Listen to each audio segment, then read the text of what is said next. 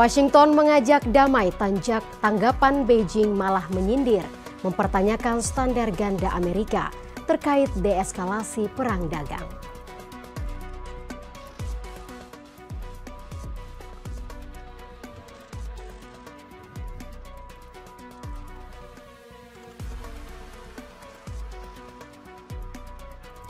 Presiden Prabowo Subianto lantang menegaskan Indonesia tidak akan menyerah, berlutut apalagi mengemis belas kasihan soal tarif, sebab Indonesia percaya pada kekuatan sendiri.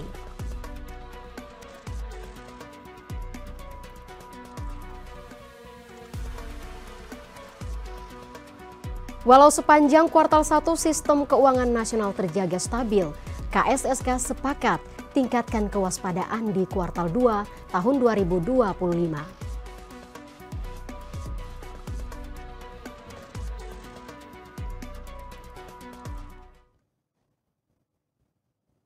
Halo sahabat kabar bursa, Anda menyaksikan kabar bursa hari ini. Menyajikan berita terkini, informasi pilihan, serta rekomendasi. Bersama saya, Maria Rahuhalek. Kita jelang kabar bursa hari ini selengkapnya.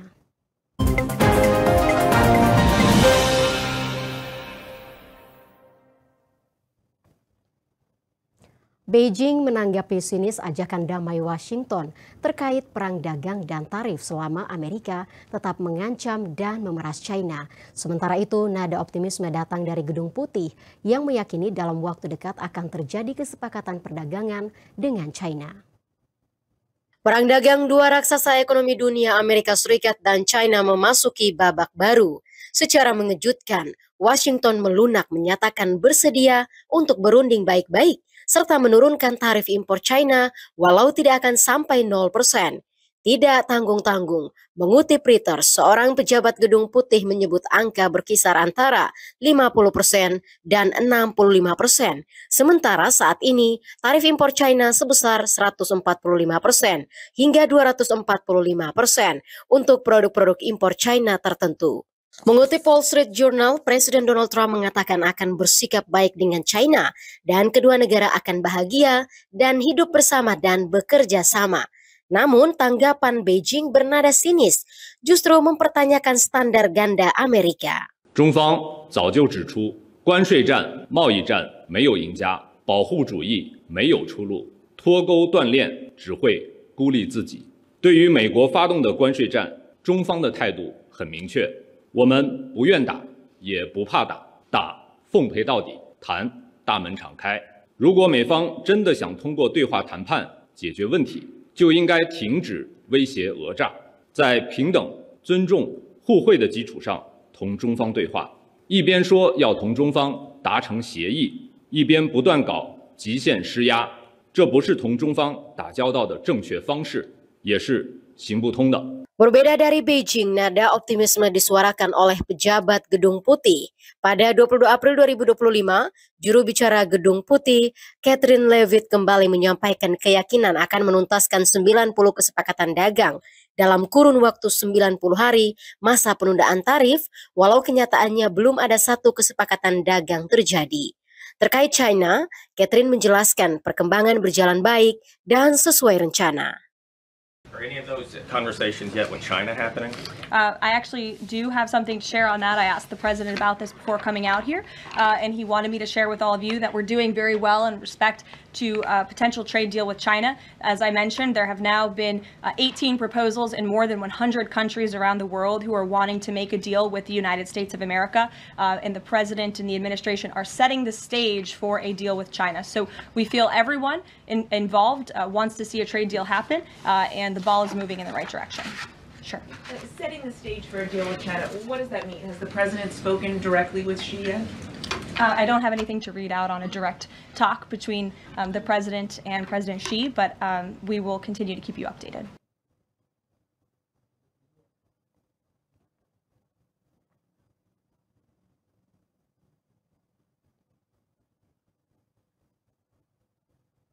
Presiden Prabowo Subianto lantang menegaskan Indonesia tidak akan menyerah, berlutut mengemis belas kasihan dalam menghadapi gejolak perang dagang. Prabowo meyakini Indonesia mampu swasembada pangan, bahkan akan menjadi lumbung pangan dunia. Di tengah gejolak perang dagang, posisi Indonesia memilih berdiri netral, dihimpit dua kepentingan raksasa ekonomi dunia, China dan Amerika Serikat. Dan terkait proses negosiasi yang sedang berlangsung, Presiden Prabowo Subianto lantang menegaskan sikap serta cara Indonesia menghadapinya. Kita sekarang punya kemampuan, kita akan menggerakkan ekonomi dengan kekuatan kita sendiri. Kita tidak akan memaki-maki negara lain. Kita dihantam tarif berapapun, kita akan berunding, akan negosiasi. Kita hormati, tapi kita percaya kepada kekuatan kita sendiri, saudara sekalian.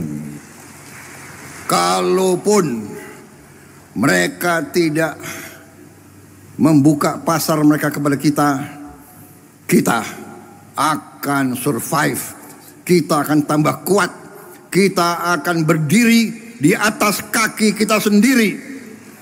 Kita tidak akan pernah menyerah, kita tidak akan pernah berlutut, kita tidak akan pernah mengemis, kita tidak akan pernah minta kasihan orang lain. Tidak perlu dikasihani, bangsa Indonesia tidak perlu dikasihani. Kita akan swasembada pangan, kita akan menjadi lumbung pangan dunia. Seperti diberitakan sebelumnya, kedua belah pihak sepakat untuk menyelesaikan negosiasi dagang selama 60 hari dalam 1 hingga 3 putaran perundingan. Sejauh ini salah satu poin pembahasan yakni relaksasi aturan tingkat komponen dalam negeri atau TKDN untuk sektor teknologi informasi.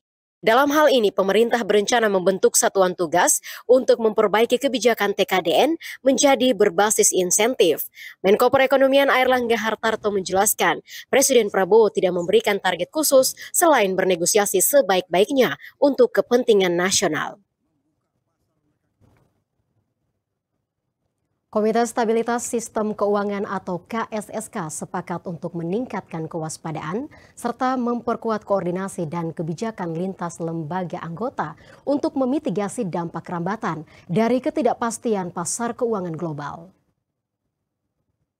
Rapat berkala Komite Stabilitas Sistem Keuangan kedua tahun 2025, tanggal 17 April 2025 menilai stabilitas sistem keuangan nasional pada kuartal 1 tahun 2025 tetap terjaga di tengah meningkatnya ketidakpastian ekonomi dan pasar keuangan global.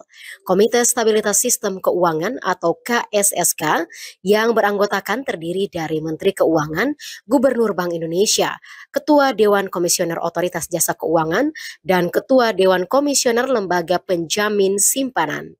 Selain itu, rapat pun menyepakati untuk terus meningkatkan kewaspadaan dalam upaya memitigasi potensi dampak rambatan faktor resiko global, sebab terpantau downside risk masih tinggi memasuki kuartal 2 tahun 2025. Kendati demikian, pertumbuhan ekonomi triwulan pertama tahun 2025 diyakini tetap tumbuh positif. Berdasarkan perkembangan tersebut, Indonesia akan terus meningkatkan kewaspadaannya di dalam menghadapi dinamika perekonomian global ini. Pemerintah akan terus aktif melakukan mitigasi awal, termasuk melalui proses negosiasi dan komunikasi dengan pemerintah Amerika Serikat, dan juga sesuai arahan dan instruksi Presiden Prabowo melanjutkan deregulasi, terutama dengan menghilangkan hambatan non-tarif antar berbagai seluruh kementerian lembaga. Selain itu, upaya untuk terus meningkatkan dan memperkuat domestic demand atau permintaan domestik agar tetap terjaga melalui kebijakan fiskal dan moneter yang terkoordinasi dengan selaras. Pertumbuhan ekonomi Indonesia triwulan 1 2025 diperkirakan tetap positif meskipun ketidakpastian global mengalami kenaikan. Konsumsi rumah tangga tetap baik yang didukung oleh belanja pemerintah, terutama dalam bentuk pembayaran tunjangan hari raya (THR), belanja sosial, dan berbagai insentif lain. Kondisi demikian terjadi di tengah meningkatnya ekspektasi penurunan suku bunga The Fed serta Dana Moneter Internasional yang memangkas proyeksi pertumbuhan ekonomi global dari 3,3% menjadi 2,8% pada 2025 dan proyeksi ekonomi Indonesia dari 5,1% menjadi 4,7% pada tahun 2025. Bank Indonesia mencatat terjadi lonjakan volume transaksi pembayaran menggunakan QRIS. Pada kuartal 1 tahun 2025, tumbuh tinggi mencapai 169,15%, seiring peningkatan jumlah pengguna dan merchant. Terkait keluhan Amerika Serikat, Bank Indonesia menyatakan siap bekerja sama dengan negara manapun dalam penggunaan QRIS. Untuk diketahui, perwakilan dagang Amerika Serikat atau United States Trade Representative mempersoalkan penggunaan Quick Response Code Indonesian Standard atau QRIS dan Gerbang Pembayaran Nasional atau GPN karena dinilai membatasi akses bank dan penyedia jasa pembayaran asal Amerika Serikat ke pasar Indonesia. Deputi Gubernur Senior Bank Indonesia, Destri Damayanti pun menanggapi bahwa Indonesia siap bekerja sama dengan negara manapun tergantung kesiapan masing-masing negara. Sementara itu, Gubernur Bank Indonesia Peri Warjio saat memaparkan hasil rapat Dewan Gubernur BI bulan April 2025 mengatakan terjadi lonjakan volume transaksi pembayaran menggunakan QRIS. Hasil stres tes Bank Indonesia juga menunjukkan ketahanan perbankan tetap kuat, serta ditopang oleh kemampuan membayar dan profitabilitas korporasi yang terjaga. Bank Indonesia terus memperkuat sinergi kebijakan bersama KSSK dalam memitigasi berbagai risiko ekonomi global dan domestik yang dapat mengganggu ketahanan perbankan dan stabilitas sistem keuangan secara keseluruhan. Kinerja transaksi ekonomi dan keuangan digital pada triwulan 1 2025 tetap tumbuh didukung oleh sistem pembayaran yang aman, lancar, dan andal. Dari sisi transaksi pembayaran digital, yaitu transaksi melalui aplikasi mobile dan internet, pada triwulan 1 2025 mencapai 10,76 miliar transaksi atau tumbuh 33,5% year on year didukung peningkatan oleh seluruh komponen.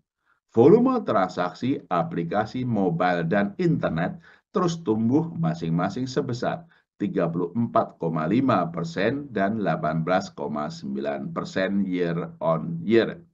Demikian pula volume transaksi pembayaran digital melalui QR Indonesian Standard (QRIS) tetap tumbuh tinggi sebesar 169,1% year on year, didukung peningkatan jumlah pengguna dan merchant. Lonjakan transaksi QRIS sejalan dengan pertumbuhan transaksi ekonomi serta keuangan digital pada kuartal 1 2025 mencapai 10,76 miliar transaksi atau tumbuh 33,50% secara tahunan. Peri menjelaskan QRIS telah mengadopsi standar global yang terkoneksi dengan beberapa negara mendukung inklusi keuangan.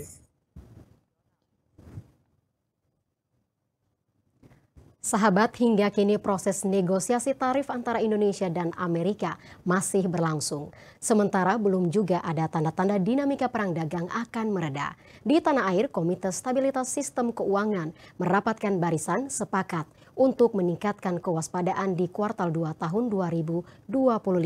Bahkan sehari sebelumnya, Presiden Prabowo Subianto lantang menegaskan Indonesia tidak akan menyerah, tidak berlutut, tidak akan mengemis belas kasihan dengan modal keyakinan penuh bahwa Indonesia mampu mengandalkan kekuatan sendiri. Nah sahabat, untuk tetap menjaga objektivitas agar tetap menginjak bumi, tidak dibutakan emosi belaka, saya akan mengajak Anda berbincang dengan ekonom Bright Institute Awalil Rizky yang sudah hadir bersama kita via daring. Halo, selamat sore Pak. Selamat sore Mbak. Pak Awalil, salam cerdas Pak. Cocok itu. Iya. Pak, ini kita langsung saja. Apakah Indonesia ini bisa hidup tanpa Amerika dan benarkah Indonesia memiliki kekuatan seperti yang disebutkan Presiden Prabowo Subianto dengan sangat menggebu-gebu? Apa pandangan Anda? Iya, sebetulnya tidak ada satu negara pun yang bisa hidup tanpa negara lain. Itu fakta dengan dinamika dunia saat ini. Bahkan mereka yang sedang berperang pun kadang dalam hubungan-hubungan lewat belakang melakukan hubungan ekonomi. Jadi kalau secara ini kita tidak mungkin hidup tanpa Amerika, tapi juga sebesar apapun Amerika dia juga butuh Indonesia. Itu dulu posisinya. Hanya dalam bargaining mungkin saat ini Amerika memiliki daya yang lebih besar untuk memaksakan penawarannya dibandingkan kita. Jadi saya tidak ingin mengambil ekstrim bahwa kita bisa hidup tanpa Amerika. Sederhana aja. 12% dari ekspor kita itu ke Amerika. 12% itu nggak main-main ya. Kalau tahun ini di kisaran 300 umpamanya, itu 12% kan ya berarti sudah akan mencapai 36 miliar dolar, kalikan rupiah, itu urusan duit banyak ya. Yang kedua, dengan Amerika kita merupakan surplus terbesar, kadang-kadang sama dengan India. Jadi India dan Amerika dari sisi perdagangan sangat penting buat kita. Surplus kita terhadap kedua negara itu besar. Jadi jelas penting ya. Yang ketiga, kebetulan komoditas kita yang diekspor ke Amerika itu separohnya kurang lebih itu adalah padat karya ya, urusan pakaian dan alas kaki. Kemudian ketika kita juga misalnya mesin dan sebagainya, sekalipun dia tidak sepenuhnya padat karya, memiliki nilai tambah yang lumayan. Intinya Amerika sangat-sangat penting buat kita. Tapi bahwa kita mestinya juga bukannya tidak penting buat Amerika ya. Artinya kita juga merupakan supplier dia dalam banyak hal. Nah, maka menurut saya orasi para pemimpin kalau Trump begitu ya, saya sih tidak begitu sependapat ya kalau presiden kita menanggapi dengan cara yang agak serupa. Tetapi saya juga termasuk ekonom yang tidak terlalu sependapat kita mati-matian bernegosiasi. Dari berita-berita kelihatannya negosiasi nggak banyak artinya ya untuk Trump ini. Dia punya skema sendiri. Karena itu yang perlu dipelajari oleh pemerintah. Sebetulnya mau persisnya itu apa? Supaya ketika kita umpama harus juga negosiasi ataupun juga kita melakukan mitigasi dan respon, itu persis mengetahui yang dimaui dia apa. Nah, saya kira soal tarif itu dibaliknya ada macam-macam. Begitu Mbak pendapat saya. Baik Pak Awalil, ini jika benar terjadi Indonesia berpisah dengan Amerika, apa konsekuensi dari berakhirnya era surplus neraca dagang di Indonesia terhadap Amerika, Pak? Saya kira kita belum tentu beralih ya, bahwa surplus itu belum tentu menjadi hilang. Ya, yang berpeluang itu berkurang surplusnya. Jadi beda ya hilang dengan berkurang. Misalnya kita sekarang setahun itu kisaran surplusnya di 10 miliar dolar plus minus ya. Pernah kita mencapai 16 miliar. Itu kalau nanti ekspor kita menurun atau tidak bisa meningkat seperti biasanya, lalu kita juga harus impor, itu hanya mengurangi surplus. Dengan tarif baru pun saya kira kita akan tetap surplus ke Amerika. Jadi menurut saya kita juga tidak usah mendramatisir membuat persiapan habisnya era surplus ke Amerika. Ini mestinya juga membuka yang lebih detail. Nggak bisa lihat tarifnya itu kan macam-macam untuk setiap barang. Ini kesempatan juga, tentu harus dipimpin pemerintah ya, pelaku industri juga lihat. Jangan-jangan malah ada peluang baru kita mengekspor sesuatu di mana negara yang selama ini mengekspor ke Amerika itu mengurangi dan kita ada kesempatan masuk. Saya tidak tahu persis ya komoditasnya, tapi itulah yang harus sedang dikaji, bukan narasi-narasi. Soalnya saya juga agak khawatir ya kalau pemerintah memaksakan diri untuk memberikan penjelasan ke masyarakat Indonesia. Sana tuh yang sedang tanda tangan di foto itu juga sedang mengubah-ubah strateginya. Kita merespon tindakan dia hari Senin, dia Rabu sudah berubah. Lebih baik kita benar-benar mengkaji dan apa ya istilah kalau orang berunding itu cool. Jadi saya termasuk orang yang tidak melihat kemungkinan kita dari 10-12 miliar, apalagi pernah 16 miliar menjadi nol. Saya yakin 2025 itu kita masih bisa surplus, mungkin berkurang. Ya baik Pak. Ini kan IMF ini memangkas proyeksi ekonomi Indonesia sejalan dengan Bank Indonesia. Namun nada optimisme ini masih terdengar dari Menteri Keuangan Sri Mulyani. Nah, terkait perlambatan pertumbuhan ekonomi ini, apa yang menjadi catatan Anda untuk pemerintah, Pak? Ya betul ya. Ini kalau IMF ini bukan hanya Indonesia ya. Seluruh dunia dia downgrade ya dari ramalan Januari ke ramalan proyeksi ya, bukan ramalan. Dari Januari ke April ini dunia dari berapa tadi 3,3 diproyeksi menjadi 2,8.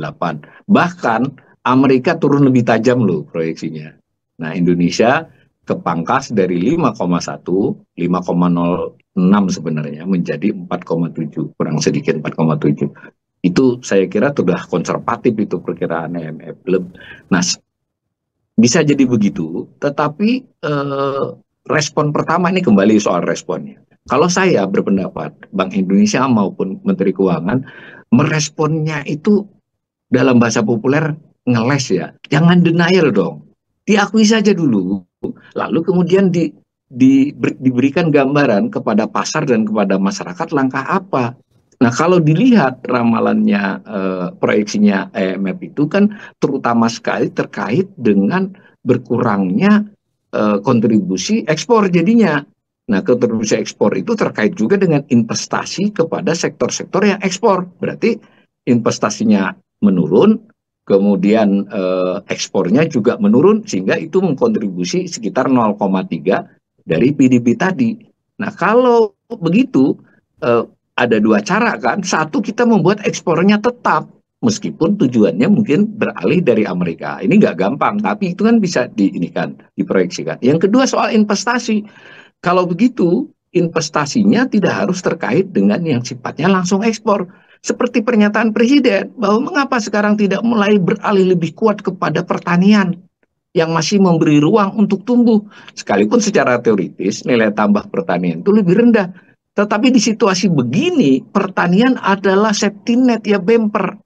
Jadi saya kira 4,7 itu adalah proyeksi yang cukup realistis. Nggak usah denial. Lalu kalau optimis bagaimana? Optimis tetap 5,1, saya kira agak sulit. Ya, mending diterima 4,7 dulu sebagai proyeksi, diupayakan dia naik. Sekurang-kurangnya misalnya jadi 4,9 atau 5,0. Lalu ditelusuri yang diproyeksi oleh IMF itu agak sedikit tadi membuat kurang. Tadi kan ekspor dan investasi terkait ekspor.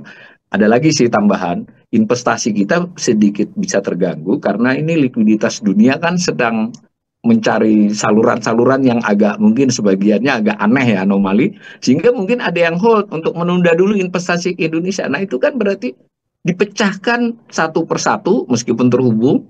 Itu yang kita harapkan penjelasan dari Bank Indonesia, Menteri Keuangan, bagaimana iklim investasi dan bagaimana menggantikan seandainya ekspor kita menurun dengan komponen lain, misalnya konsumsi domestik atau investasi di bidang yang tidak langsung terkait dengan ekspor jangka pendek ini, itu Mbak.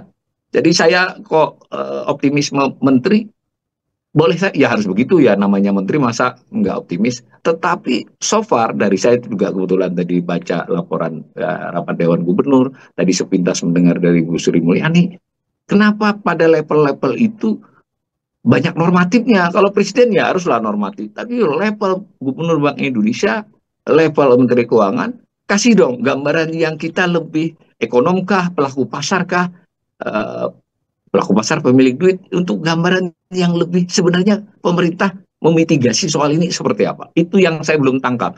Belum nangkap mitigasi, arah mitigasi kebijakan, mau bernegosiasi tapi sambil petenteng-petenteng, kita kuat tanpa Amerika, tapi ngirim orang negosiasi. Mohon maaf nih, saya terus terang saja, misalnya mau hal-hal yang kadang bagaimana lah negosiasinya. Di sisi lain kita juga dengan Cina ragu-ragu. Ini mau nanti jangan-jangan nih, jangan-jangan. Biarpun ini direkam, saya harus nyatakan sebagai yang namanya persepsi ya. Apakah kita ini dihajar adalah karena kita dianggap dekat dengan Cina oleh Amerika? Kan jadi lain. Bukan karena kita gede atau penting, tapi ini komplotannya Cina ini umpama nih. Tentu saya nggak bisa menyatakan iya atau tidak, tapi pemerintah kan harus melakukan mitigasi semua ini, dicek. Bener nggak itu? Kan pemerintah punya banyak jalur tuh untuk komunikasi. Itu, Mbak. Menarik ini Pak Awalil. Nah, apakah organisasi kerjasama seperti BRICS atau OECD bisa memberi jalan keluar atau melempem juga karena kepentingan dari negara masing-masing atau kepentingan nasional masing-masing, Pak? Nah, diversifikasi pasar ekspor mungkinkah, Pak? Ya, pertama inilah ya bukan hebatnya ya, uniknya Trump ini. Jadi Trump ini membuat OECD seolah-olah bukan satu kubu kan, di sana macam-macam juga beda. Kemudian BRICS seolah-olah tidak sepenuhnya dia menghadapi BRICS, belum tentu juga karena Indonesia masuk BRICS ya jadi sasaran.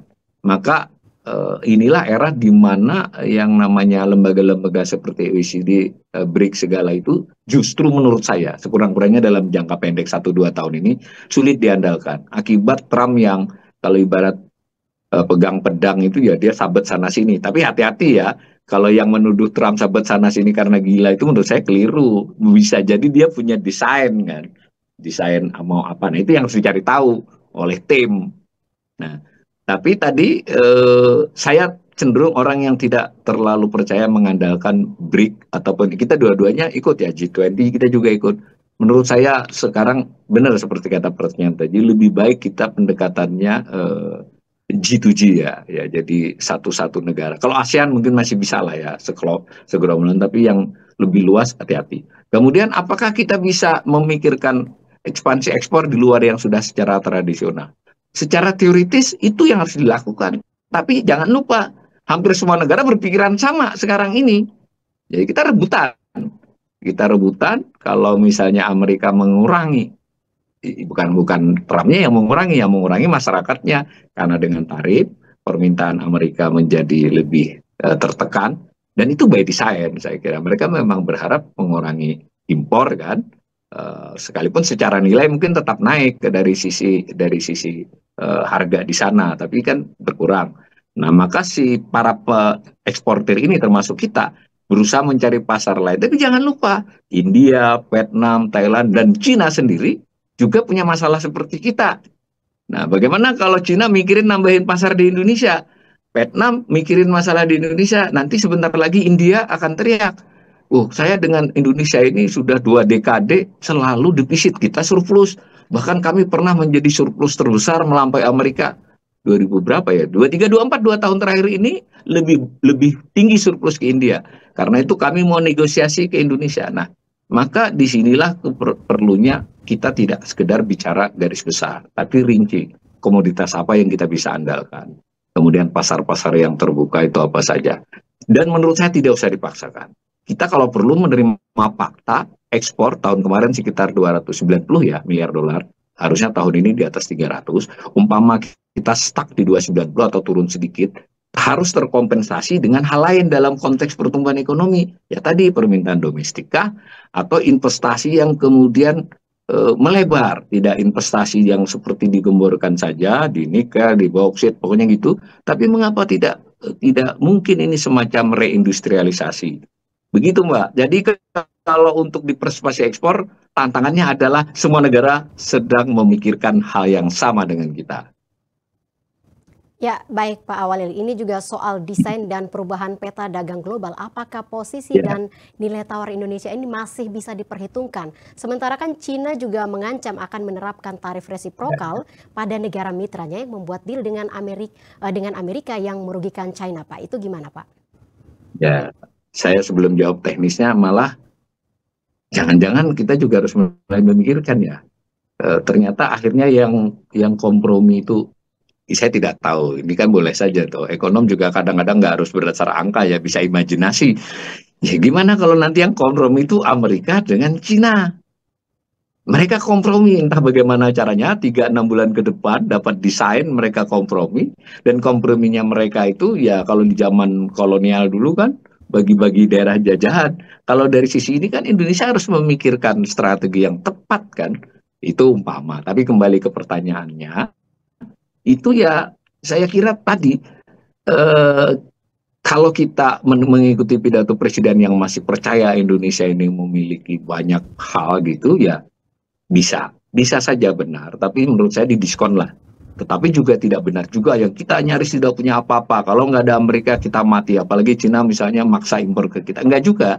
Karena satu, misalnya dalam hal sumber daya alam yang seperti tambang, kita masih salah satu pemain yang volumenya gede ya, cukup gede. Sekalipun bisa dipertanyakan yang dapat manfaatnya misal modal asing atau sekelompok orang tertentu, nah, itu kan urusan beda.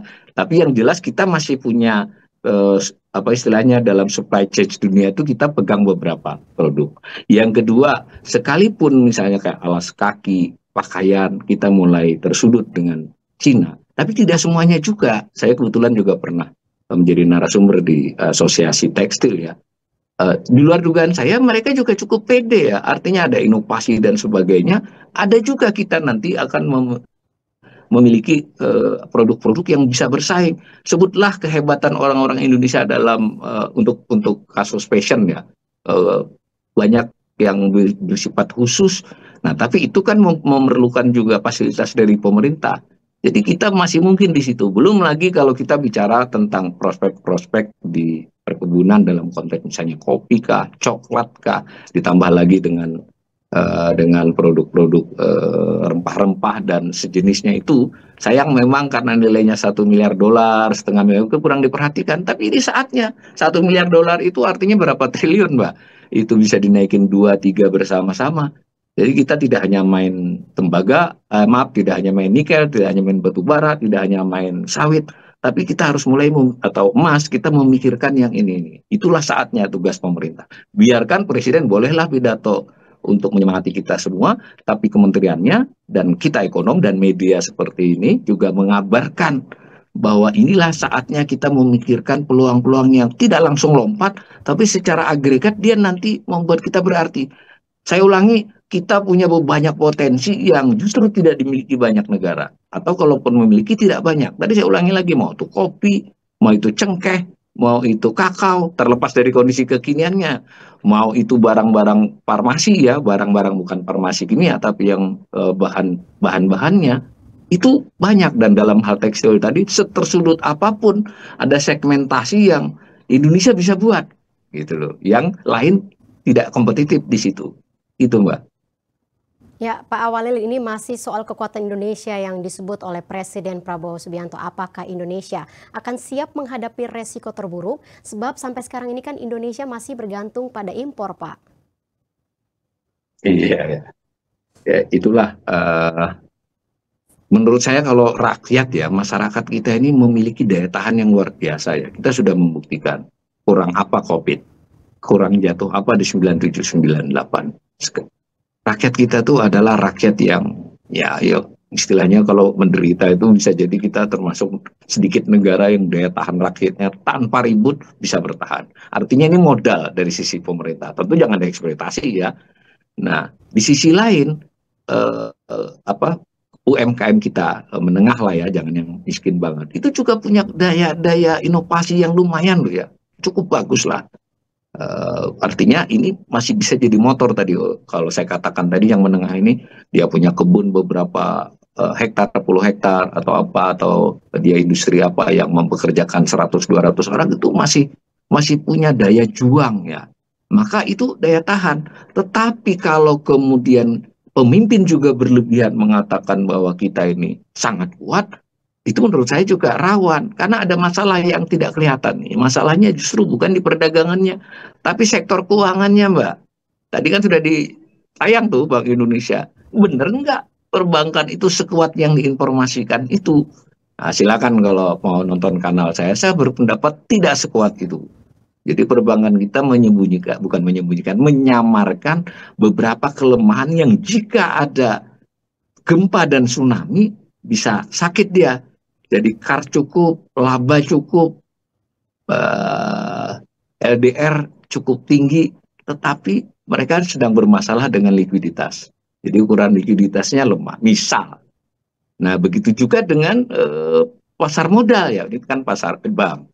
Apakah itu indeks saham, dan yang lebih penting pasar surat utang. Nah, pasar surat utang kita itu benar-benar sekarang masih harganya 98, 99, yieldnya 7, itu masih manageable. Bagaimana kalau harganya turun ke 92, 90, berarti yieldnya bisa 10. Dan itu sangat mungkin. Karena permainan di pasar surat utang ini terpengaruh dari isu Trump tadi. Nah, jadi mestinya Bank Indonesia tentu dengan Menteri Keuangan, Komite Stabilitas Sistem Keuangan ya KSSK, itu harus berkoordinasi untuk menahan stabilitas rupiah, untuk menahan harga sun, itu harus benar-benar terkoordinasi, tetapi itu tidak cukup. Jadi ini dumping nih, berdampingan. Sektor real yang pertanian ini ditangani dan industri-industri menengah kecil, sektor keuangan distabilkan. Nah, izin nih saya kalau boleh menghimbau, ya Pak Presiden sedikit lebih membumi lah. Oleh panggil staf-stafnya itu ditanyai, diberi kesempatan melaporkan apa adanya, sebenarnya kondisi bank bagaimana, sebenarnya kondisi pengangguran bagaimana, sebenarnya PHK itu terjadi berapa, kenapa nilai rupiah masih bisa ya melemah tapi masih bisa ditahan segitu, effortnya apa oleh Bank Indonesia, sehingga Pak Presiden punya insight keseluruhan. Lalu beliau tetap menyampaikan optimisme, tetapi sudah mulai tergambar bahwa kas negara itu mungkin nggak sebesar yang beliau duga. Kemudian tingkat pengangguran lebih masalah dibandingkan yang mungkin sampai informasinya jangan ABS lah kepada Presiden. Begitu juga dong, nggak apa-apa Pak, kita kalau Amerika nggak mau ngimpor dari kita masih bisa impor ke lain-lain. Harus diberi gambaran, impor ke Amerika itu tidak soal 12% saja, tidak soal surplus saja, soal detail-detailnya memindahnya nggak gampang. Orang yang mau beli sepatu, beli baju seharga-harga begitu, selain Amerika harus dipilih. Begitu Mbak, kalau saya ingin menekankan sekali lagi, mitigasi respon pemerintah terbaca oleh pasar, menurut saya ya, terbaca oleh ekonom seperti saya tidak tahu rakyat. Ini seperti tidak berdesain, tidak beraturan gitu loh. Garis besar strateginya apa, detailnya apa, mana yang masih proses, mana yang menunggu aksi reaksi dari keadaan. Jadi geblang begitu Pak. Menurut saya itu justru yang bisa memperparah situasi dibandingkan peristiwanya itu sendiri. Isu tentang satu peristiwa itu berbeda dengan peristiwa itu sendiri. Trump menaikkan tarif, ada dampaknya. Isu kenaikan itu berdampak lain lagi. Isu mengatakan bahwa perbankan kuat oleh pelaku pasar yang ngerti bank dan dia punya duit, enggak gitu. Saya bisa maksa bank kok ngasih 7,1. Nah, berarti kan bank susah kalau mau bayar sampai 7%. BI rate-nya 5,75. Nah, itu enggak. Rakyat mungkin bisa ditenangkan dengan pidato normatif. Pelaku pasar, dia rasional. Lalu sebagian dari mereka sudah ngepakin barang, kirim nyicil keluar. Ini kan rawan kalau tidak di-manage. Saya sih setuju saja Presiden itu harus menyampaikan optimisme, mengatakan Indonesia kuat. Tapi giliran para menteri, giliran Bank Indonesia, mestinya lebih, istilah saya lebih cool. Orang the Fed saja itu kalau mengumumkan sesuatu, menyampaikan juga risikonya, pengakuan bahwa ini masih masalah. Lalu kita kalau dengar Bank Indonesia, dengar Ibu Menteri Keuangan, seluruh omongannya everything is okay, semua candle, kita optimis. Nggak ada disediakan ruang untuk faktor risiko atau menenangkan yang sifatnya ini masalah, tapi akan bisa kita selesaikan. Masalahnya diurai dikit, nggak ada itu. Ya. Pak Awalil, ini mungkin karena tidak ada desain ya, karena Sri Mulyani saja menilai sekarang itu tidak bisa mengandalkan ilmu ekonomi di kondisi sekarang. Nah, lantas bagaimana cara dan strategi pemerintah agar bisa membangun sentimen positif yang bisa menarik dana asing ke pasar keuangan kita, terutama untuk mencegah investasi asing itu hengkang dari tanah air, Pak? Kalau saya pertama dulu menyanggah dulu ya, bahwa ini tidak bisa dilihat dengan ilmu ekonomi. Itu soal bacaannya sampai mana. Ilmu ekonomi tahun berapa yang dia kuasai.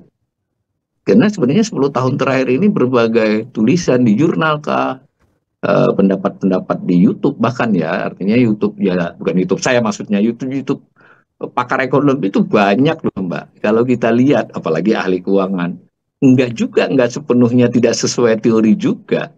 Jadi apa yang dilakukan Trump, reaksi-reaksi, kemudian akibatnya terhadap bursa saham, akibatnya terhadap pasar surat utang, itu beberapa ekonom ahli itu sudah bisa melihat itu polanya. Artinya ada teorinya, bukan ada teorinya, ada basis analisisnya. Jadi itu dulu, bahwa dia tidak sesuai dengan teori lama. Misal kita kalau sepenuhnya Keynes, sepenuhnya Milton Friedman, ini kalau jumlah uang beredar begini akan begini.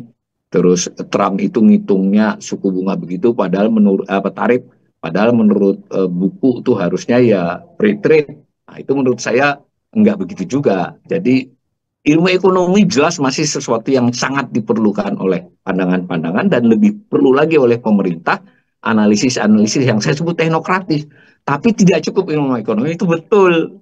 Kita menyangkut geopolitik, kita menyangkut nanti diplomasi kalau kita kemudian memilih rencana aksi ya, tidak cukup menawarkan sesuatu yang menarik, tapi cara menawarkannya tidak mungkin orang ekonomi nggak bisa, bahkan orang pemasaran saja bisa jadi tidak cukup, tapi orang diplomatik yang bisa di sini pakai. Nah kemudian yang terakhir juga teknokratis itu tidak hanya ilmu ekonomi, jadi misal cara komunikasi presiden dan jajarannya ke publik itu kan ada ilmunya. Kalau orang terus-terusan diberikan harapan, maka mereka lihat, oh ini cuma beri harapan. Tapi kalau terus-terusan ditakuti seperti apa? Nah mungkin ini harus manageable. Bagaimana pemerintah mengakui beberapa kelemahannya, tapi mempersuasi bahwa ini akan diatasi. Itu nggak dipilih jalan itu. Nyaris tidak pernah ada pengakuan kesalahan. Nah ini kan berarti bukan ilmu ekonomi, ilmu komunikasi aja mestinya bisa mempelajari itu. Jadi yang saya maksud desain pun bukan desain mati, Mbak. Jadi artinya arah besar diputuskan oleh presiden dan jajarannya. Kemudian di detail-detailnya ada yang dinamis dan selalu dikoordinasikan. Lalu diutarakan ke publik hasil kesepakatan di situ. Jadi publik lalu menangkap, ini pemerintah sudah bersiap, selalu day per day mengawasi perkembangan, kemudian memutuskan yang terbaik buat bangsa ini. Itu yang ditangkap. Kalau kemudian yang ditangkap adalah ini ya asal ngomong begitu, misalnya ini asal reaksioner, kan repot, atau asal komentar yang populis. Nah menenangkan tuh harus ya, apalagi Gubernur Bank Indonesia dan Menteri Keuangan. Tetapi kalau dia terus-menerus melakukan penenangan dengan cara mendramatisasi yang positif, itu nanti kebaca. Rakyat belum baca mungkin, atau si kurang-kurangnya nggak terlalu peduli, tapi pasar membaca. Kalau benar mereka percaya kondisi perbankan itu baik, mereka nggak minta bunga 7%, tidak sampai yield SBN 7. Mereka tidak akan goreng kurs, tidak mengambil dan juga tidak ngirim duit keluar kalau itu ditangkap positif. Artinya mereka ragu nih, sudah ragu, ini omong-omongnya nggak pas ini, gitu loh Pak. Baik Pak Awalil, ini menarik ya Pak. Ini pertanyaan terakhir. Jika negosiasi ini berakhir deadlock selama 60 hari perundingan, apakah Anda setuju bila Indonesia ini melonggarkan aturan demi kepentingan Amerika? Contoh soal aturan TKDN sampai soal masalah penggunaan QRIS dan GPN Pak. Apa statement final Anda soal ini? Saya agak radikal ya soal itu. Saya kira kalau orang menawarkan sesuatu, itu ya kita harus hitung tadi. Makanya kita harus tahu bener nggak maunya Amerika Trump ini itu. Jangan-jangan itu gimmick gitu. Maksudnya itu bagian-bagian tambahan saja. Mau persisnya apa? Nah, mau persisnya apa diketahui, ya kita nawarnya di bagian yang paling fundamental aja, yang lain nggak usah. Nah secara umum, sekarang kalau perlu diem aja. Diem aja, jadi jangan diterima, tapi juga nggak usah nantang-nantang. Saya kira soal TKDN soal kuota impor apalagi QRIS ya dan sebagainya itu tanpa harus disuruh Trump pun memang saatnya kita mulai meninjau. Jadi bukan karena itu. Jadi apa benar ya kan kuota impor kemudian udah dipahami, kemudian maksudnya presiden bukan membuka impor misalnya, tetapi kita tidak lagi harus membatasi yang boleh ngimpor si A sampai D saja, itu bisa. Kemudian juga tetapi harus ditinjau ulang karena memang menurut teori barrier yang paling baik dan menguntungkan itu bukan penghambatan non tarif, ya tarif. Jadi Trump itu kan sesuai teori dalam konteks ini. Jadi mestinya memang bukan TKDN, bukan kuota impor, ya tarif. Kalau dia ditarifi gede kan otomatis kan mereka akan berusaha produksi di sini, gitu loh. Misal. Nah, tetapi saya juga belum langsung menilai apakah TKDN tepat atau tidak. Karena banyak persoalan itu di detail, bukan di judul. Bisa jadi beberapa hal TKDN itu penting, tapi mungkin tidak seluruhnya lagi. Jadi di detailnya itu. Begitu juga dengan impor. Tidak mungkin kita jangan mau impor. Kan pernah sempat begitu pidatonya, pangan. Enggak juga, saya kira beberapa pangan impor tidak soal. Pangan mana yang kita tidak impor, pangan mana yang justru kita dorong untuk ekspor. Jadi ya kesulitan kita itu adalah kita kadang tidak mau ke bagian yang lebih detail dan pemerintah harus melakukan itu. Saya termasuk ekonom yang secara umum masih melihat Indonesia ini adalah negara dengan jumlah penduduk yang banyak, sumber daya alam yang masih ada, orang-orang yang masih mau bekerja keras, rakyat yang tahan menderita, mau diajak menderita lah. Kita menderita dulu sebentar, baru kita nanti lari lagi. Itu oke semua. Dan kita punya beberapa keunggulan kompetitif yang masih bisa bersaing di internasional, boleh saja surut sedikit untuk maju lebih banyak. Kembali apa yang kita punya keunggulan. Dari kalau melihatnya lebih holistik begitu, kita tidak perlu pesimis. Yang membuat saya pesimis bukan pesimis ya, agak sedikit mendiskon optimisme itu adalah justru, saya tekankan betul ini, justru yang mendiskon optimisme saya itu adalah reaksi pemerintah, lebih luas lagi otoritas ekonomi, karena Bank Indonesia itu bukan pemerintah, otoritas ekonomi yang justru menunjukkan mereka merespon secara sporadis, ad hoc, reaksioner, bukan respon dari sebuah pemerintahan yang kuat, negara yang memiliki banyak orang pinter di internalnya, bisa juga dia meng-hire siapapun lalu menyodorkan pemecahan-pemecahan yang perlahan dikomunikasikan tapi jelas dan di internal digodok terus-menerus. Jadi kata kuncinya adalah respon, mitigasi, dan navigasi dari pemerintah kepada pelaku lain. Jadi bukan Trump, bukan kondisi global, yang ini keniscayaan. Nggak sekarang, mungkin 2-3 tahun lagi. Bukan Trump yang ini, ada Trump yang baru nanti. Yang soal adalah kita sebagai sebuah negara yang harus memiliki pemerintahan yang percaya diri oke, tapi percaya diri dipenuhi dengan kemampuan merancang nasibnya sendiri secara teknokratis berdasarkan ilmu. Baik, terima kasih Pak Awalil Rizky selaku ekonom Bright Institute untuk analisis waktu serta pandangannya. Selamat beraktivitas kembali dan salam cerdas, Pak. Terima kasih, salam cerdas.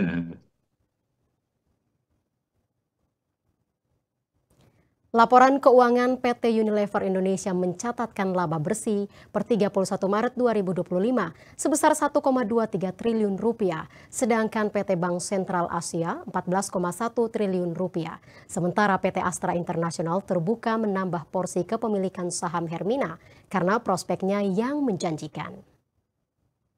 Pada kuartal 1 tahun 2025, PT Unilever Indonesia Tbk mencetak laba sebesar 1,23 triliun rupiah atau mengalami penurunan sekitar 14,58% jika dibandingkan kuartal 1 tahun sebelumnya sebesar 1,45 triliun rupiah. Hal ini tercermin dari penurunan penjualan bersih UNFR sekitar 6,09% menjadi 9,46 triliun rupiah dari 10,07 triliun rupiah pada kuartal 1 2024. Sedangkan ekspor meningkat 12,64% menjadi 322,67 miliar rupiah dari 286,45 miliar rupiah secara tahunan. Direktur PT Astra International sekaligus Komisaris PT Medica Loka Hermina Tbk, Gideon Hasan, mengatakan prospek industri kesehatan di Indonesia sangat menjanjikan. Oleh karena itu, Grup Astra tidak menutup kemungkinan akan menambah porsi kepemilikan saham pengelola rumah sakit Hermina. Untuk diketahui rasio jumlah tempat tidur rumah sakit per populasi di Indonesia masih sangatlah rendah, sekitar 1,2 tempat tidur berbanding 1.000, sehingga prospeknya cukup tinggi. Dan saat ini Astra International menguasai 7,23% saham Hill atau sekitar 1,11 miliar lembar saham. PT Bank Sentral Asia Tbk pada kuartal 1 tahun 2025 membukukan kinerja positif, mencatatkan laba bersih 14,1 triliun rupiah, ditopang oleh pertumbuhan kredit sebesar 12,6% year over year, mencapai 941 triliun rupiah, mengiring momentum Ramadan dan Idul Fitri. Pertumbuhan kredit didukung oleh ekspansi pembiayaan di berbagai sektor, seiring pertumbuhan pendanaan berkelanjutan. Pendanaan inti giro dan tabungan tumbuh 8,3%, sebesar 979 triliun rupiah, sedangkan total dana pihak ketiga BCA naik 6,5% mencapai 1.193 triliun rupiah secara tahunan, seiring meningkatnya volume transaksi. Sahabat Ketua Koordinator Komite Stabilitas Sistem Keuangan Sri Mulyani menjelaskan, pemerintah masih optimis jika pertumbuhan ekonomi Indonesia pada tahun 2025 tetap positif walau ketidakpastian global meningkat. Hasil rapat berkala KSSK kedua tahun 2025 menjadi fokus redaksi kabar bursa hari ini 24 April 2025. Untuk selengkapnya kita akan berbincang dengan Citra Dara Fresti Trisna, asisten redaktur kabarbursa.com yang terhubung via daring. Halo, selamat sore Citra. Selamat sore Maria. Ya, Citra, kita langsung saja. Apa landasan optimisme pemerintah yang masih meyakini pertumbuhan ekonomi Indonesia ini tetap positif? Bagaimana pandangan redaksi terkait hal ini, Citra? Berdasarkan pemaparan Sri Mulyani, ada beberapa hal yang membuat pemerintah masih optimis di tengah gejolak ekonomi dunia ya. Salah satunya adalah konsumsi rumah tangga, kemudian belanja pemerintah yang mendorong pertumbuhan, kemudian investasi, ekspor non migas dan diversifikasi pasar ekspor, stabilitas nilai tukar rupiah dan faktor makroekonomi yang solid. Kendati demikian, optimisme tersebut sebenarnya bertentangan dengan banyak pihak, termasuk IMF dan juga banyak ekonom lain yang beranggapan bahwasanya ekonomi Indonesia pada saat ini tidak mungkin tumbuh di atas 5% atau 5% dan bahkan 4,7%. Artinya di sini adalah apa yang disampaikan pemerintah terkesan sebagai sebuah optimisme untuk meminimalisasi ketakutan di masyarakat. Namun optimisme yang berlebih tapi tidak pada akhirnya tidak sesuai dengan kenyataan di lapangan. Pada akhirnya nanti justru akan membuat kepercayaan masyarakat kepada pemerintah semakin turun ya di tengah kondisi pelemahan ekonomi saat ini yang terjadi, dan kredibilitas pemerintah akan menjadi pertaruhan di sini. Begitu Maria. Ya, baik Citra. Selain hasil rapat berkala dari KSSK, artikel apa lagi yang paling banyak dibaca oleh pembaca kabarbursa.com? Untuk berita terkait yang paling banyak dibaca untuk hari ini adalah berita mengenai transportasi, di mana di hari transportasi ini tercatat angka kecelakaan masih tinggi, dan kemudian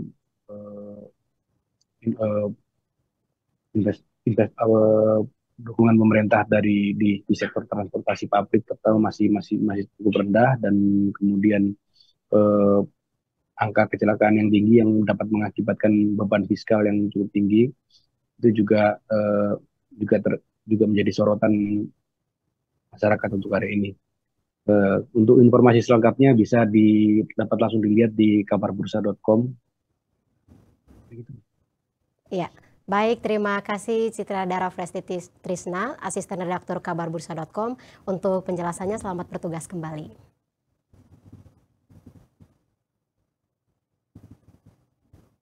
Sahabat, sajian apa kata redaktur tadi menjadi penutup kabar bursa hari ini untuk edisi 24 April 2025. Terima kasih untuk kebersamaan Anda. Ayo follow, klik subscribe channel Kabar Bursa, like dan share konten-konten berkualitasnya. Ikuti berita terkini, analisis dan rekomendasi saham di portal berita kabarbursa.com. Mewakili semua kru yang bertugas, saya Maria Rahuhalek, pamit undur diri, sampai jumpa.